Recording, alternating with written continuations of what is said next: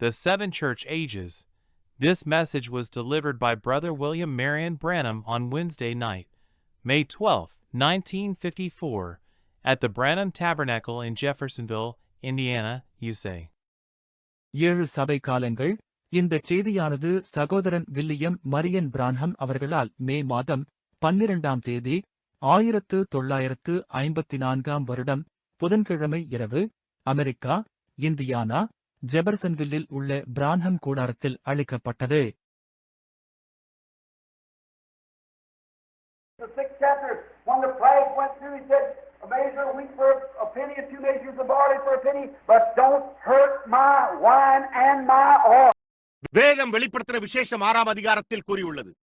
வாதையானது கடந்து சென்ற போது அவர் ஒரு பணத்துக்கு 1 படி கோதுமை, ஒரு பணத்துக்கு 2 படி வார்கோதுமை, ஆனால் என் திராட்சரசத்தையும் எண்ணெயையும் சேதப்படுத்தாதே என்றார். Which we're going to take Revelations on through for a few weeks and get into that, who that wine and oil is. See that you're hurting not my wine and my oil. Don't you come near it. Amen. நாம் வெளிப்படுத்தின விசேஷத்தை ஒரு சில வாரங்களுக்கு எடுத்து அந்த திராட்சரசமும் எண்ணெயும் யார் என்பதை பற்றி பார்ப்போம். ஏன் திராட்சரசத்தையும் எண்ணெயும் சேதப்படுத்தாதபடிக்கு எச்சரிக்கையாயிருங்கள், நீ அதனண்டை நெருங்காதே என்றார். ஆமென். Now, notice these golden candlesticks, this oil poured into these candlesticks.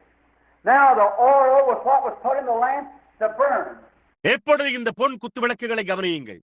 இந்த எண்ணெய் இந்த குத்து விளக்குகளில் ஊற்றப்படுகிறது. இப்பொழுது எண்ணெய் விளக்கில் எரிய வைக்கப்பட்டிருந்தது. Now Aaron was his duty to light these lamps, and these lamps had to be lit. Hold it on now. எப்பொழுது ஆரோன் இந்த விளக்குகளை கொளுத்த வேண்டியது அவனுடைய கடமையாயிருந்தது. இந்த விளக்குகள் எரிய வேண்டியதாயிருந்தது. எப்பொழுது அதை பற்றிக் கொள்ளுங்கள். Look, keep reverent and listen. These lamps had to be lit by the fire that God had lit. பாருங்கள், பயபக்தியோடு இருந்து செவி கொடுங்கள். இந்த விளக்குகள் தேவன் பற்ற வைத்திருந்த அக்கினியினால் எரிய வேண்டியதாயிருந்தது.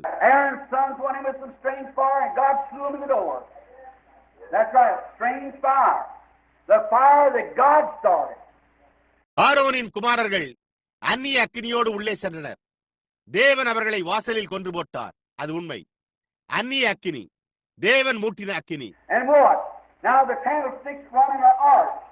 Here was 1 candlestick, 2, 3, 4. Well, 5, 6, 7. Like this. Now those golden candlesticks here, as he says in a few minutes. எப்பொழுது கவனியுங்கள், குத்து விளக்குகள் ஒரு வளைவில் ஓடுகின்றன. எங்கே ஒரு குத்து விளக்கு 2, 3, 4 உயரத்தில் 5, 6, 7 இதை போன்று இருந்தது. இப்பொழுது எங்கே அந்த பொன் குத்து விளக்குகள்? ஒரு சில நிமிடங்களில் அவர் கூறுகிறார். Let's read a little further, maybe you'll get it. And listen to what he said now. All right, and his head, I believe I've got ahead of the 12th verse there. 7 golden candlesticks, 13th verse. நாம் இன்னும் கொஞ்சம் வாசிப்போம், நாம் அதை புரிந்து கொள்ளலாம். இப்பொழுது அவர் என்ன கூறினார் என்பதை கவனியுங்கள். சரி, அவருடைய தலை, நான் இங்கே 12வது வசனத்தை முந்திவிட்டேன் என்று நினைக்கிறேன். 7 பொன் குத்து விளக்குகள், 13ஆம் வசனம். And in the midst of the 7 golden candlesticks, one like the Son of Man, clothed with a garment down to the foot, and a girdle about the paps of the golden girdle. அந்த 7 குத்து விளக்குகளின் மத்தியிலே நிலையங்கி தரித்து மார்பருகே பொற்கச்சை கட்டியிருந்த மனுஷகுமாரனுக்கு ஒப்பானவரையும் கண்டேன். His hair was as white as wool, white as snow, and his eyes were flames of fire. அவருடைய சிரசும் மயிரும் வெண்பஞ்சை போலவும் உறைந்த மழையை போலவும் வெண்மையாயிருந்தது. அவருடைய கண்கள் அக்கினி ஜுவாலையை போல் இருந்தது. Now let's stop there just a minute, because we can't leave that picture there just like that. Look at these candlesticks down here now. So those candlesticks, as we'll find a little later, represents the 7 church ages. எப்பொழுது நாம் அங்கே ஒரு நிமிடம் நிறுத்திக் கொள்வோம். ஏனென்றால் நாம் அந்த காட்சியை அங்கே அப்படியே விட்டுவிட முடியாது. எப்பொழுது இங்கு நிற்கும் இந்த குத்து விளக்குகளை பாருங்கள்.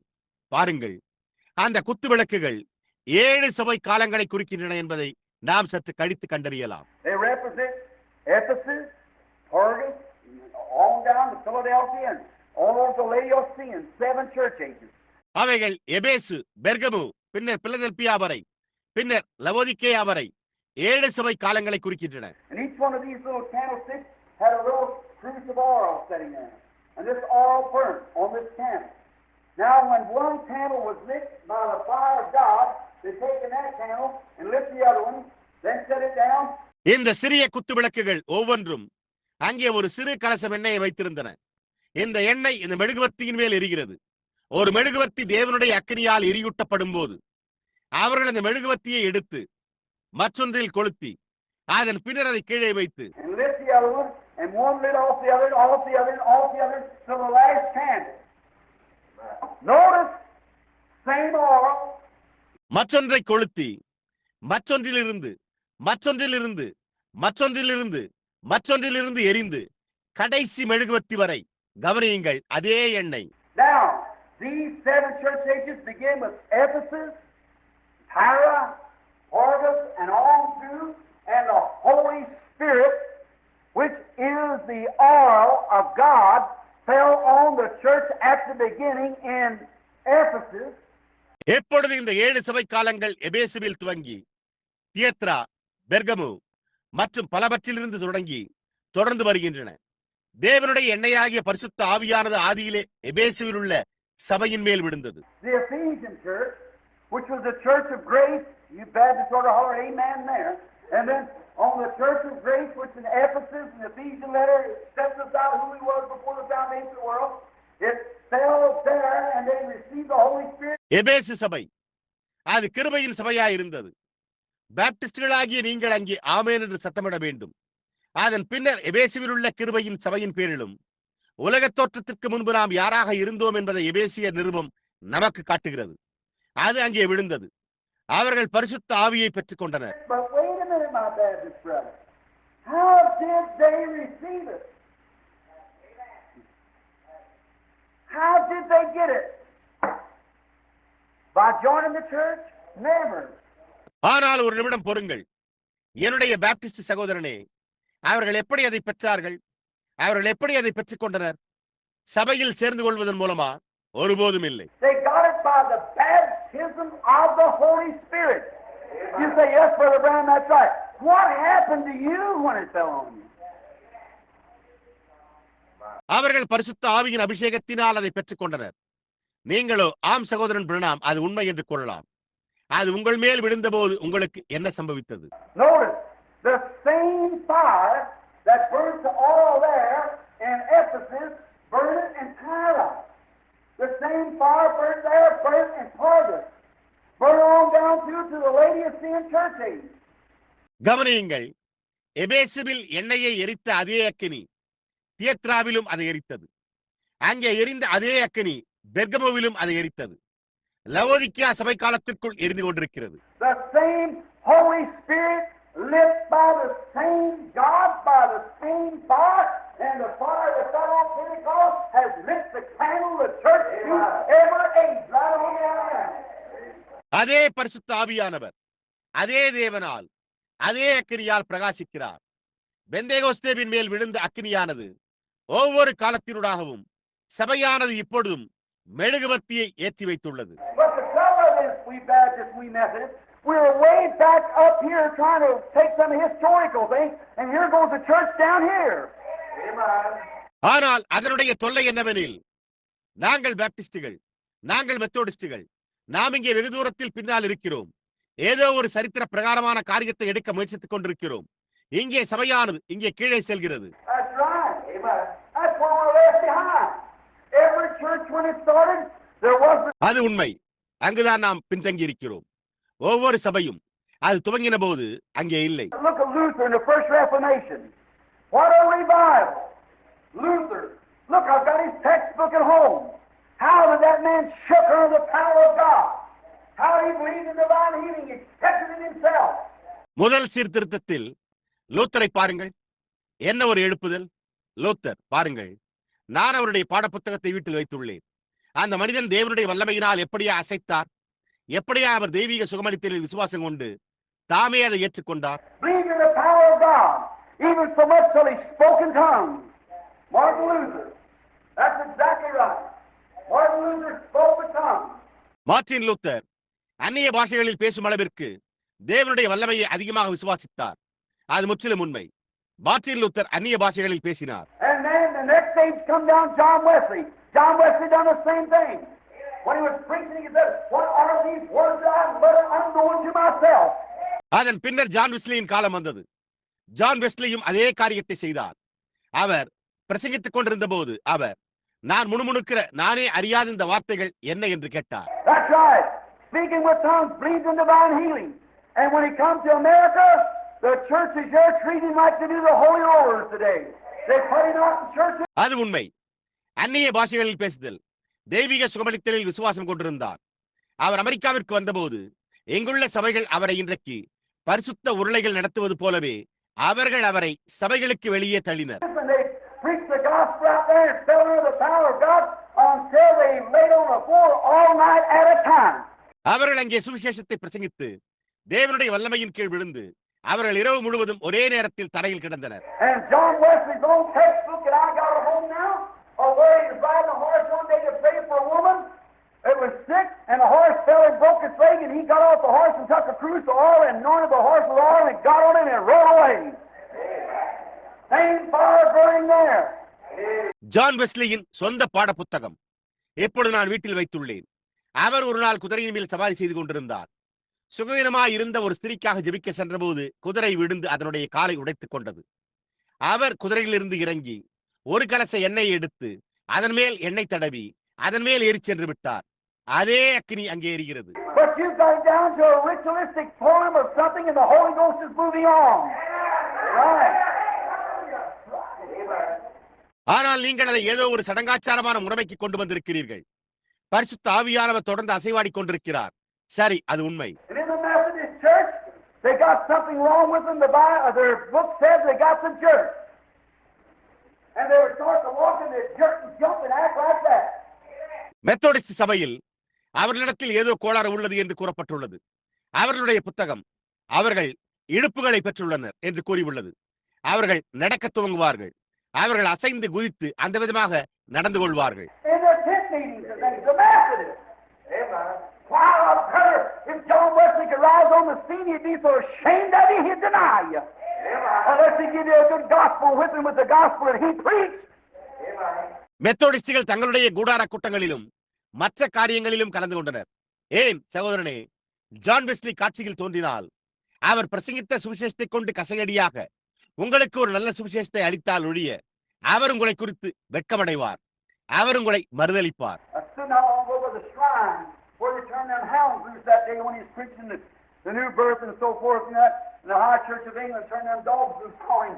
And he said, "The sun will not fall on your head 3 times." He called me to pray for him, and he did and died. That's right. Sure. நான் உண்மையில் இந்த ஆலயத்தின் அருகில் நின்றேன். அங்குதான் அவர்கள் வேட்டை நாய்களை அவிழ்த்து விட்டிருந்தனர். அந்த நாளில் அவர் புதிய பிறப்பு மற்றும் அது போன்றவற்றை குறித்து பிரசங்கித்துக் கொண்டிருந்தார். இங்கிலாந்தின் உயர்வான சபையோ அந்த நாய்களை அவர் மீது அவிழ்த்து விட்டன. மேலும் அவர், உங்கள் தலைக்கு மேலே சூரியன் அஸ்தமிக்கும் முன்பு நீங்கள் அவருக்காக ஜெபிக்கும்படி என்னை 3 முறை அழைப்பீர்கள் என்றார். அவன் அப்படியே அழைத்து மரித்து போனான். அது உண்மை, நிச்சயமாக. That's what we need today. We need that kind of Methodist. We need another Baptist like John Smith, who stayed in the room and agonized with God and prayed all night in such a way till his eyes were swollen so bad at morning his wife would lead him to the table to eat. Amen. அதுதான் இன்றைக்கு நமக்கு தேவை. அந்த விதமான மெத்தோடிஸ்டுகளே நமக்கு தேவை. John ஸ்மித்தை போன்ற மற்றொரு பாப்டிஸ்ட் நமக்கு தேவை. அவர் அறையில் தங்கியிருந்து தேவனோடு வேதனைப்பட்டு இரவு முழுவதும் ஜெபித்து அவருடைய கண்கள் மிகவும் மோசமாக வீங்கி போகும் அளவிற்கு காலையில் அவருடைய மனைவி அவரை சாப்பிட மேசைக்கு அழைத்து செல்வாள். Oh, what do we do today? Stand out on the corner with a cigarette in their mouth and deacon in the church and go down and act the picture shows and watch televisions all night and stay away from church, smoke, drink, gamble, run the horse races and call ourselves Baptists. Oh, yeah! ஓ, இன்றைக்கு நாம் என்ன செய்கிறோம்? நம்முடைய வாயில் ஒரு சிகரெட்டுடன் மூலையில் நிற்கிறோம். சபையில் ஒரு உதவிக்காரராகவும் கீழே சென்று செயல்படவும் இரவு முழுவதும் தொலைக்காட்சி நிகழ்ச்சிகளை பார்க்கிறார்கள். சபையிலிருந்து விலகி இருக்கிறார்கள். புகைப்பிடித்தல், மது அருந்தல், சூதாடுதல், குதிரை பந்தயங்களுக்கு ஓடி தங்களையே பாப்டிஸ்ட் என்று அழைத்துக் கொள்ளுகின்றனர்.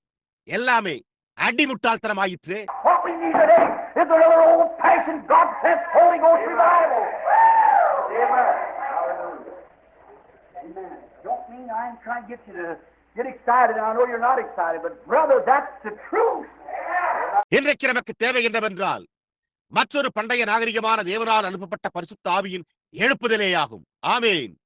நான் பொறுப்படுத்திக் கூறவில்லை. நான் உங்களை உணர்ச்சி வசப்பட செய்ய முயற்சிக்கவில்லை. நீங்கள் உணர்ச்சி வசப்படவில்லை என்பதை நான் அறிவேன். ஆனால் சகோதரனே, அதுதான் உண்மை. Trying to get the point to you. The truth is what we need. All right. அந்த காரியத்தை உங்களிடம் கொண்டு செல்ல முயற்சிக்கிறேன். அது உண்மை. அதுதான் நமக்கு தேவை. சரி. Now that's the Bible. That's what the Spirit says. See? The candlestick. All right. Now the 13th verse. இப்பொழுது அதுதான் வேதாகமம். அதைத்தான் ஆவியானவர் கூறுகிறார். பாருங்கள், குத்து விளக்குகள்.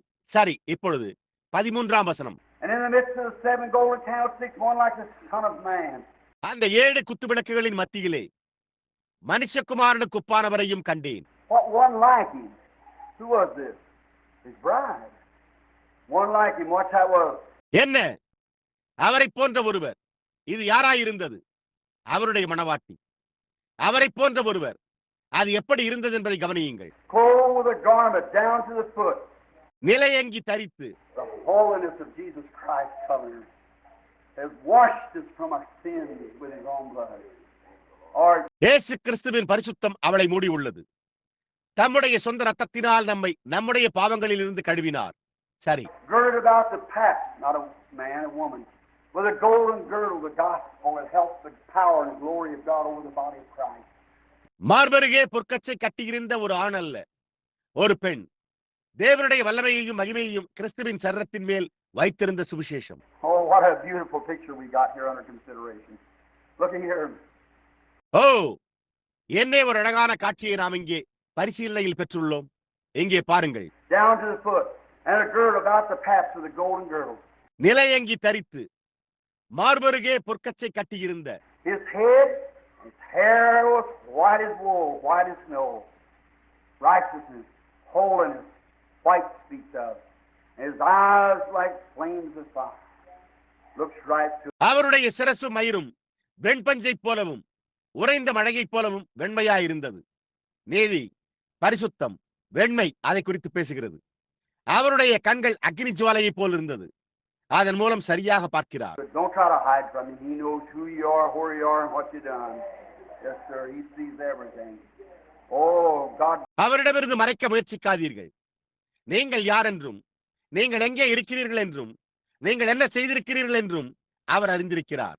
ஆமையா, அவர் எல்லாவற்றையும் காண்கிறார். ஓ தேவனே. We got this few minutes. Let's get to this other church age if we can. Notice.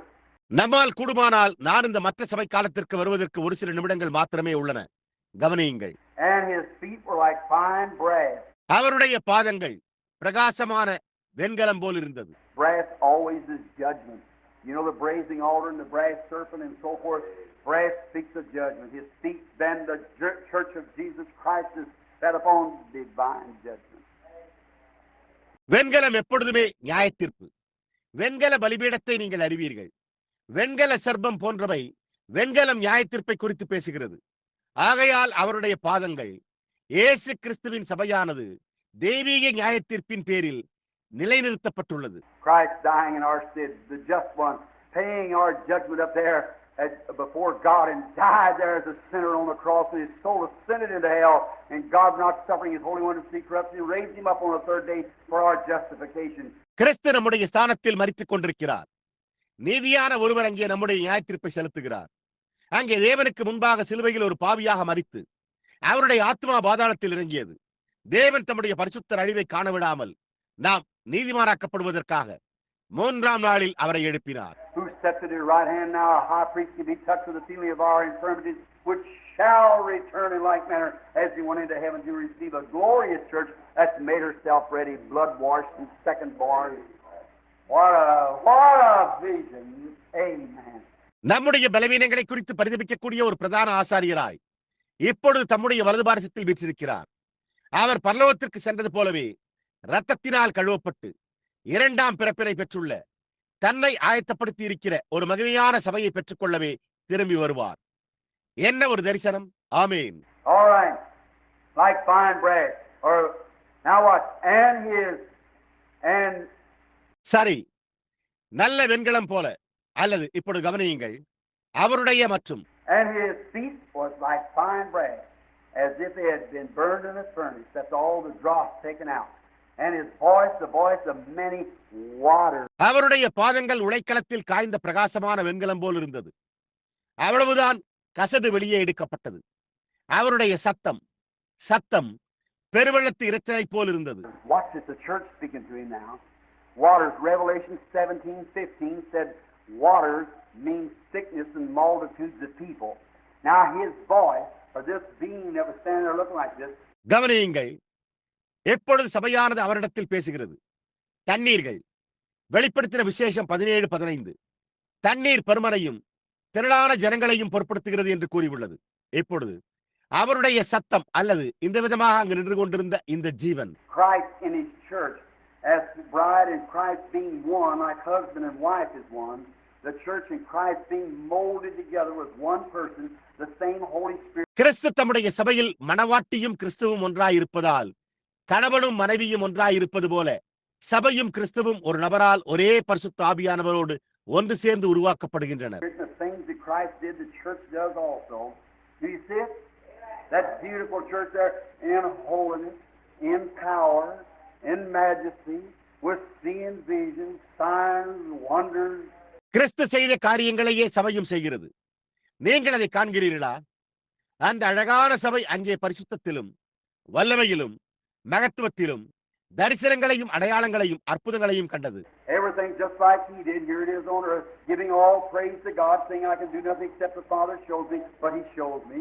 And here it is, and we come to see these things go taking place. அவர் செய்த ஒவ்வொரு காரியத்தையும் போலவே எங்கே அது பூமியில் உள்ளது. எல்லா புகழையும் தேவனுக்கு செலுத்துகிறது. பிதா எனக்கு காண்பிப்பதை தவிர வேறொன்றையும் என்னால் செய்ய முடியாது. ஆனால் அவர் எனக்கு காண்பித்தார். இதோ அது உள்ளது என்றார். இந்த காரியங்கள் சம்பவிக்கப் போகின்றதை நாம் வந்து பார்க்கிறோம். Now Christ molded into one. எப்பொழுது கிறிஸ்து ஒருவராக வார்ப்பிக்கப்பட்டார், And the voice of many waters. சத்தம் பெருவெள்ளத்து இரைச்சலை போல் இருந்தது. Many people, not just the one, it was the whole church, the 7 churches molded together as one great ransom body of the Lord. The Methodist, the Baptist, the Presbyterian, all that's born again with the Holy Ghost. அந்த ஒருவர் மாத்திரமல்ல, அநேக ஜனங்கள். அது முழு சபையாய் இருந்தது. 7 சபைகளும் ஒன்று சேர்ந்து ஒரு மகத்தான மீட்கப்பட்ட கர்த்தருடைய சரீரமாக உருவாக்கப்பட்டன. மெத்தோடிஸ்டுகள், பாப்டிஸ்டுகள், பிரெஸ்பிட்டேரியன்கள், பரிசுத்த ஆவியினால் மீண்டும் பிறந்துள்ள யாவரும். Speaking with the power of God. That's the body. That's the body. தேவனுடைய வல்லமையோடு பேசுதல், அதுதான் சரீரம், அதுதான் சரீரம். And he had in his right. தமது வலதுகரத்திலே. Right. Everything in the Bible has a meaning to it. See? சரி, வேதத்தில் உள்ள ஒவ்வொரு காரியத்திற்கும் ஒரு அர்த்தம் உண்டு. பாருங்கள். In his right hand 7 stars. He's a king. And out of his mouth was a sharp 2-edged sword, and his countenance was like unto the sun shining in his strength. தமது வலதுகரத்திலே 7 நட்சத்திரங்களை ஏந்திக் கொண்டிருந்தார். எப்பொழுது அவர் ஒரு ராஜாவாயிருக்கிறார். அவர் வாயிலிருந்து இருவரும் கருக்குள்ள பட்டயம் புறப்பட்டது. அவருடைய முகம் வல்லமையாய் பிரகாசிக்கிற சூரியனை போல் இருந்தது. Now, out of his mouth goes a sharp 2-edged sword. Out of the mouth of this standing there, Christ in the church is one. இப்பொழுது அவருடைய வாயிலிருந்து இருபுறமும் கருக்குள்ள பட்டயம் புறப்பட்டது. கிறிஸ்துவும் சபையும் ஒன்றாயிருக்கிறபடியால் அங்கே நின்று கொண்டிருக்கிற இந்த வாயிலிருந்து புறப்பட்டு செல்கிறது. In his hand he held 7 stars. You'll see in a few minutes when we get to it. Let the Bible just speak what it was. It was the 7 ministers, 1 minister to each age of these 7 church ages coming out. அவர் தம்முடைய கரத்தில் 7 நட்சத்திரங்களை ஏந்திக் கொண்டிருந்தார். நீங்கள் இன்னும் ஒரு சில நிமிடங்களில் பார்ப்பீர்கள். அது என்னவா இருந்தது என்பதை வேதம் உரைக்கட்டும். நான் அதற்கு வர விரும்புகிறேன். அது 7 சபை காலங்களின் ஒவ்வொரு காலத்துக்கும் ஒரு ஊழியக்காரர்களாக வெளிவந்தனர். Hold him in his right hand. Amen. There he is. There were 7 angels, 7 messengers, 1 to each church. Get it? தம்முடைய வலதுகரத்தில் அவர்களை பற்றிக் கொண்டிருக்கிறார். ஆமென். அங்குதான் அவர் இருக்கிறார். ஒவ்வொரு சபைக்கும் ஒருவர். 7 தூதர்கள், 7 செய்தியாளர்கள் இருந்தனர். புரிகிறதா? There he's standing there. அவர் அங்கே நின்று கொண்டிருக்கிறார். And out of his mouth goes a sharp 2-edged sword. அவர் வாயிலிருந்து இருபுறமும் கருக்குள்ள பட்டயம் புறப்பட்டது. What is the sharp 2-edged sword? Hebrews the 4th chapter said the word of God is sharper, more powerful than a 2-edged sword, even going to the marrow of the bone and a discerner of the thoughts of the mind. All right. இருபுறமும் கருக்குள்ள கூர்மையான பட்டயம் என்றால் என்ன? எபிரேயர் 4ஆம் அதிகாரம், தேவனுடைய வார்த்தையானது இருவரும் கருக்குள்ள எந்த பட்டயத்திலும் கருக்கானதாயும் ஊனையும் பிரிக்கத்தக்கதாக உருவ குத்துகிறதாயும் இருதயத்தின் நினைவுகளையும் யோசனைகளையும் வகையறுக்கிறதாயும் இருக்கிறது. சரி. And when I saw him, I fell at his feet as dead, and he laid his right hand on me, saying, "Fear not, I am the first and the last." நான் அவரை கண்டபோது செத்தவனைப் போல அவருடைய பாதத்தில் விழுந்தேன். அப்பொழுது அவர் தம்முடைய வலதுகரத்தை என்மேல் வைத்து என்னை நோக்கி, பயப்படாதே, நான் முந்தினவரும் பிந்தினவரும் உயிருள்ளவருமாயிருக்கிறேன். I am he that liveth and was dead, and behold, I am alive forevermore. Amen. And I have the keys of hell and death. That's Jesus. Now what? மரித்தேன், ஆனாலும் இதோ சதா காலங்களிலும் உயிரோடு இருக்கிறேன். ஆமென். நான் மரணத்திற்கும் பாதாளத்திற்கும் உரிய திறவுகோல்களை உடையவராயிருக்கிறேன். அது இயேசு. இப்பொழுது கவனியுங்கள். Write these things which thou seest, and the things which are, and these things which shall be hereafter. All right. நீ கண்டவைகளையும் இருக்கிறவைகளையும் சம்பவிப்பவைகளையும் இவைகளுக்கு பின்பு சம்பவிப்பவைகளையும் சரி. And the mystery of the 7 stars which thou sawest in my right hand are and the 7 golden candlesticks. என் வலதுகரத்தில் நீ கண்ட 7 நட்சத்திரங்களின் ரகசியத்தையும் 7 பொன் குத்து விளக்குகளின் ரகசியத்தையும் எழுது. The 7 stars are 7 angels of the 7 churches. அந்த 7 நட்சத்திரங்களும் 7 சபைகளின் தூதர்களாம். Hold that. 7 angels are 7 ministers of the 7 churches. There's the church of the leader of Ephesus. அதை பற்றிக் கொள்ளுங்கள். 7 தூதர்கள் 7 சபைகளின் 7 ஊழியக்காரராயிருக்கிறார்கள். எபேசுவில் இருந்த ஒரு தலைவருடைய சபை இருந்தது.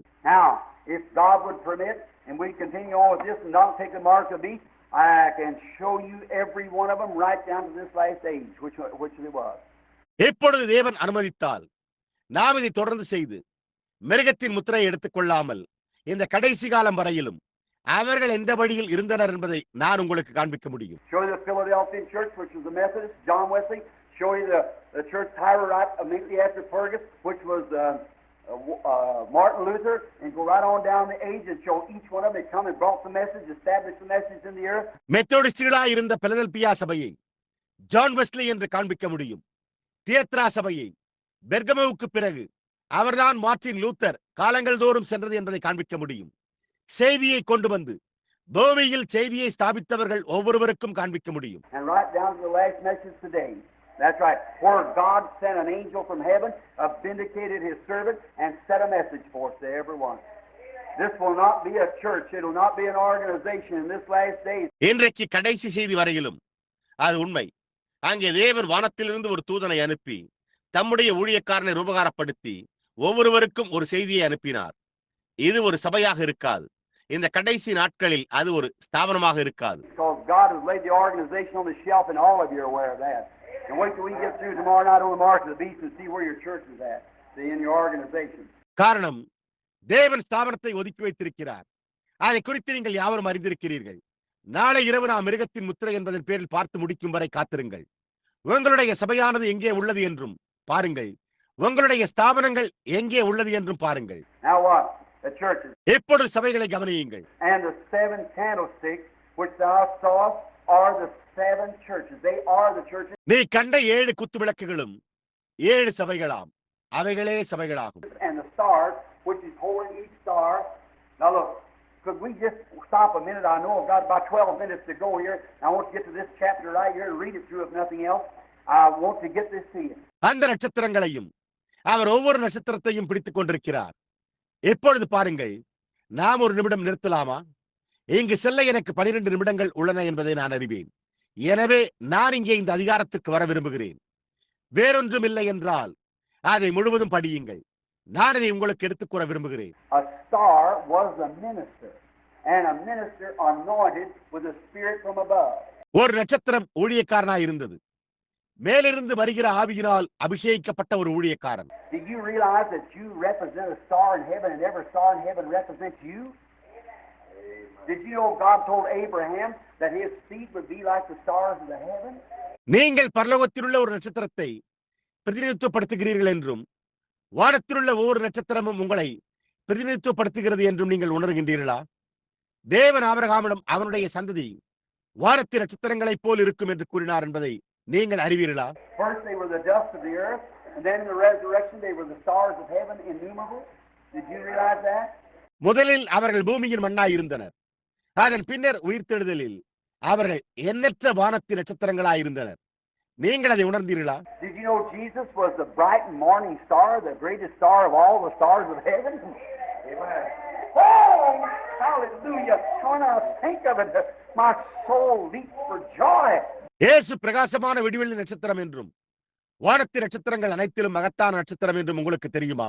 ஓ அல்லேலூயா! நான் அதை குறித்து நினைக்கும் போது என் ஆத்மா மகிழ்ச்சியில் துள்ளுகிறது. There he is. There in his likeness and his presence we shall be seated someday. Hallelujah. When the things of this earth is passed away. அதோ அவர் இருக்கிறார். அங்கே அவருடைய ரூபத்தில், அவருடைய பிரசன்னத்தில் நாம் என்றோ ஒரு நாள் அமர்ந்திருப்போம். அல்லேலூயா! இந்த பூமிக்குரிய காரியங்கள் ஒழிந்து போகும்போது. Listen, another scripture comes to me. Daniel said when he said, ஆனால் கவனியுங்கள், மற்றொரு வேதவாக்கியம் என்னிடத்தில் வருகிறது. தானியேல் கூறினான், அவர் முத்திரை போடு என்றார். when he seen his angel come down with a rainbow over his head, put one foot on the land and one on the sea, and held up his hands and swore by him that lives from ever and ever. When those seven voices uttered the seven thunders uttered their voices. இந்த தூதன் தன்னுடைய தலைக்கு மேல் ஒரு வானவில்லுடன் இறங்கி வருவதை அவன் கண்டபோது ஒரு பாதத்தை பூமியின் மேலும் ஒரு பாதத்தை சமுத்திரத்தின் மேலும் வைத்து தம்முடைய கரங்களை உயர்த்தி என்றென்றைக்கும் ஜீவித்திருக்கிறவர் பேரில் ஆணையிட்டார். அந்த 7 சத்தங்களும் தங்கள் சத்தங்களை முழங்கின போது 7 இடி முழக்கங்களும் தங்கள் சத்தங்களை முழங்கின. Not known until the last days. He said, but the time the mystery of God should be finished, when these will be revealed to the church, and it's swore by him that lives forever and ever, that time should be no more. அவர் அதை முத்திரை போடு, கடைசி நாள் வரைக்கும் அறியப்படாது என்றார் அவர். ஆனால் இந்த தேவ ரகசியம் நிறைவேற வேண்டிய நேரத்தில் இவைகள் சபைக்கு வெளிப்படுத்தப்படும் போது ஏனே காலம் செல்லாது என்று சதா காலங்களிலும் உயிரோடு இருக்கிறவர் மேல் ஆணையிட்டு கூறினார் என்றார். Listen what he said there then. He said, go thy way, Daniel, shut up the book. See, for thou shalt rest, and you shall stand the last days in your lot. அப்பொழுது அவர் அங்கே என்ன கூறினார் என்பதை கவனியுங்கள். அவர், தானியேலே போகலாம், புஸ்தகத்தை முத்திரை போடு என்றார். பார்த்தீர்களா? நீ இளைப்பாறிக் கொண்டிருந்து நாட்களின் முடிவிலே உன் சுதந்திர வேதத்துக்கு எழுந்திருப்பாய். But many of those who turn many to righteousness shall outshine the stars forever and forever. Amen. ஆனால் அநேகரை நீதிக்குட்படுத்துகிறவர்களில் அநேகர் என்னைக்கும் சதா காலங்களிலும் நட்சத்திரங்களை பார்க்கலும் பிரகாசிப்பார்கள். There you are, stars, those seven ministers through 7 church ages which consist of 2,000 years. அங்குதான் நீங்கள் நட்சத்திரங்கள், அந்த 7 ஊழியர்கள், 7 சபை காலங்களினூடாக 7 ஊழியர்கள் 2000 ஆண்டுகள் கொண்டவை. From the first 2,000 years, the antediluvian destruction, the second 2,000 years, the first coming of Christ, the third 2,000 years, the sixth is the last second coming of Christ, and the millennium, and the end, the seventh day rest.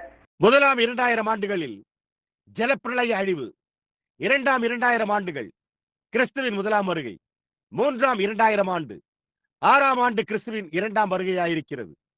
1000 வருட அரசாட்சி முடிவு, 7ஆம் நாள் இளைப்பாறுதல். Unto the church, oh, will you bear with me just a few minutes longer? I don't want to wear you out, but I'll read right fast now. Unto the angel, now watch, he's addressing this directly now. சபைக்கு, இன்னும் ஒரு சில நிமிடங்கள் நீங்கள் பொறுத்துக் கொள்வீர்களா? இப்பொழுது நான் உங்களை கலைப்படைய செய்ய விரும்பவில்லை, ஆனால் நான் இப்பொழுதே துரிதமாக படிக்க உள்ளேன்.